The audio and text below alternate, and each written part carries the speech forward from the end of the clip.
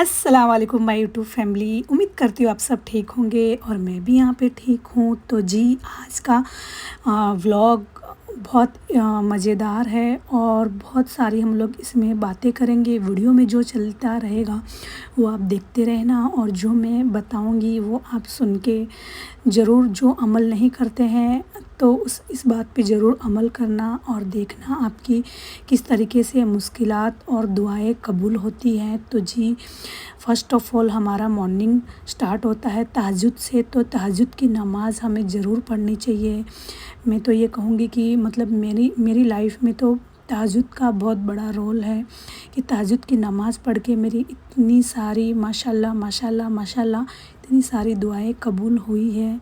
अगर अभी भी कभी मुझे ऐसा लगता है कि कोई दुआ मेरी इस तरीके से है जो कबूल नहीं हो रही है तो मैं तहज्जुद की नमाज़ पढ़ के अल्लाह ताला से ज़रूर मांगती हूँ। अल्लाह ताला मेरी दुआएं माशाल्लाह माशाल्लाह ज़रूर कबूल फ़रमाते हैं इंशाल्लाह। अगर आपकी भी कोई ऐसी दुआ है जो कबूल नहीं हो रही है तो प्लीज़ आप तहज्जुद की नमाज़ पढ़ना शुरू कीजिए और देखिए कि तहज्जुद की नमाज़ से आपकी लाइफ कितनी चेंज हो जाती है।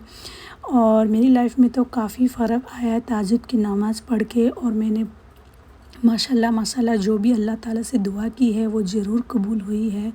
तो बस मैं भी ये चाहती हूँ कि जो भी मेरे देखने वाले व्यूवर्स हैं अगर उनकी तहज्जुद की नमाज़ पढ़ के अगर कोई दुआ नहीं कबूल हो रही तो तहज्जुद की नमाज़ पढ़ के आप ज़रूर अल्लाह ताला से मांगिए। और ये तो कितना बरकत और बरकतों वाला महीना है रमज़ान शरीफ, तो हमारे लिए बहुत, और इस टाइम पे हम लोग जल्दी उठते भी हैं तो प्लीज़ मेक श्योर आप 1 आवर और पहले उठिए और तहज्जुद की नमाज़ पढ़िए। और बाकी चंद दिनों में तो हम लोग इतनी जल्दी नहीं उठते हैं और तहज्जुद की नमाज़ नहीं पढ़ते हैं तो, लेकिन हमें ऐसे तो पढ़ना चाहिए। लेकिन अगर हमारे पास में अभी तो फ़िलहाल इतना अच्छा मौका है कि हम लोग तहज्जुद की नमाज़ कायम कर सकते हैं, अच्छे से पढ़ सकते हैं और ये एक मंथ की हमें प्रैक्टिस भी हो जाएगी अच्छे से।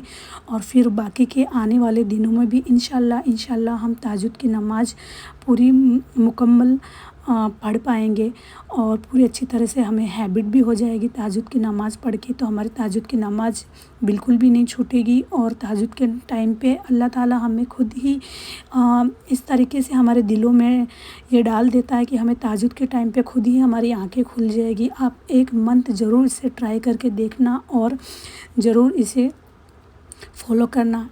तो आप इस तरीके से फ़ॉलो करोगे तो तहज्जुद की नमाज़ आपकी रूटीन में बन जाएगी और आप ज़रूर तहज्जुद की नमाज़ पढ़ के अल्लाह ताला से दुआएं मांगेंगे तो अल्लाह ताला आपकी हर जायज़ दुआओं को कबूल फ़रमाएगा। तो बस इसी पे था मेरा आज का ये।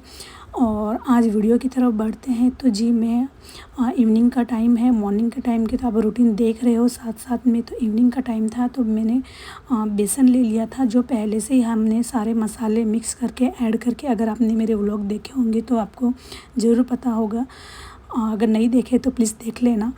तो इस तरीके से बेसन को मिला के सारे मसाले ऐड है और इसके हम बना लेंगे फुलके। तो बस अच्छे से पानी डाल के हमें मिक्स ही करना है। बाकी सारे इंग्रेडिएंट्स और मसाले हमने पहले से ही ऐड करके रखे हैं।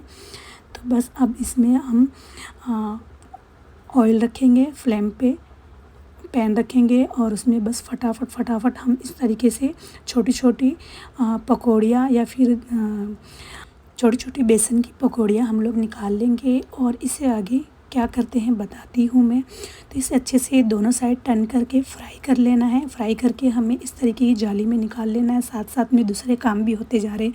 आपको तो पता ही होगा रमज़ान में वैसे भी इतना टाइम हमारे पास नहीं रहता है तो सारी कुकिंग एक साथ में ही होती रहती है हमारी।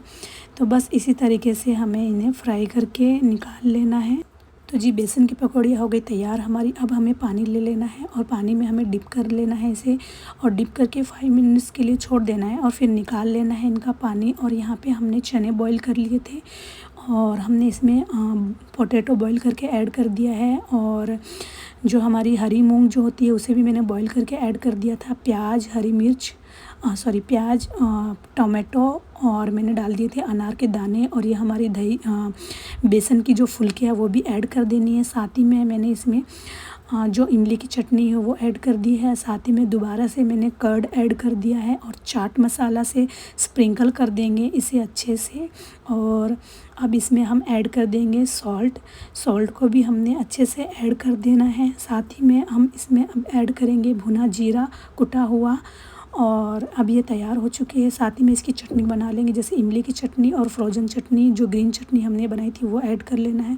अब हम दूसरी तरफ दूसरी तैयारी कर रहे हैं, जो बेसन मैदा ले लेना है। मैदा लेने के बाद में ब्लैक पेपर और चिली फ्लेक्स और सॉल्ट डाल के इसकी स्लेरी बना के हमें साइड में रख देना है। और अब हम बना रहे हैं, हमारे पास जो भी रोटी बची हुई होगी उसे, जो मॉर्निंग में मैंने आलू का मिक्सर बनाया था, आपने देखा होगा आलू के पराठे के लिए, तो वो मिक्सर मेरे पास बचा हुआ था और ये रोटी भी बची हुई थी। इस तरीके से हमें रोटी में लगा के रोल बना लेना है। रोल बना के हमें इसे गोल गोल स्लाइस में इसे कट करते जाना है। बस हमें इसे अच्छे से कट कर लेना है सारी रोटी को। और इस तरीके से हमें, तो एक स्टिक ले लेनी है हमें, और इस तरीके से हमें रोटी को इसके अंदर अटैच कर देना है। आप देख रहे हो जिस तरीके से वीडियो में, और सारी रोटी हमने इस तरीके से अटैच कर दी और तैयार हो गए हमारे ये रोटी के रोल। और अब हमें आगे क्या करना है मैं बताती हूँ। तो जी, हमने जो मैदे की स्लेरी बनाई थी इसमें हमें डिप कर लेना है, इन्हें टर्न करते हुए अच्छे से। तो सारे मैंने डिप कर लिए थे, और अब हम कोटिंग करेंगे।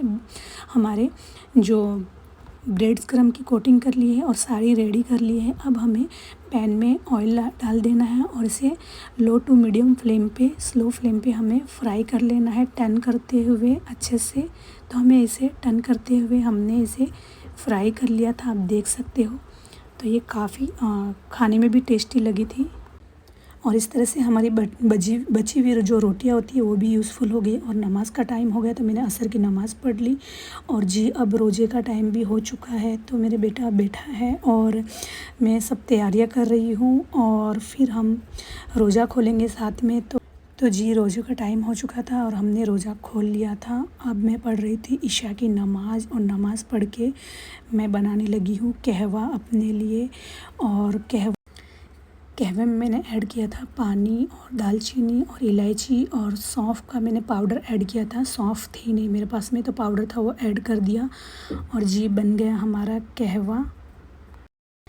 तो जी, कहवा पीना इसलिए ज़रूरी है कि हम रमज़ान में बहुत सारे फ्राइड फ्रूट खाते हैं, तो उसके लिए हम लोग कहवा पिएंगे तो स्टमक भी हमारा, जो इन सब चीज़ों में हमने जो खाई है वो चीज़ें इजीली डाइजेस्ट कर सकता है, इसीलिए। और मैं आगे आपके साथ में डाइट की रेसिपी भी फॉलो करने वाली हूँ, क्योंकि साथ साथ में हमारे वेट का भी हमको ध्यान रखना ज़रूरी है। वेट रमज़ान में हम लोग इस तरीके से ईटिंग कर लेते थे कि हमारा वेट बढ़ जाता है, तो हमें ज़्यादा ईटिंग नहीं करनी है, मतलब ज़्यादा खाने तला हुआ भुना हुआ नहीं खाना है। और बस इसी तरीके से रमज़ान की इबादत करते हुए रोज़े रखने हैं। और उम्मीद करती हूँ आज का व्लॉग पसंद आया होगा। पसंद आए तो प्लीज़ लाइक कर देना, शेयर कर देना फ्रेंड्स एंड फैमिली में।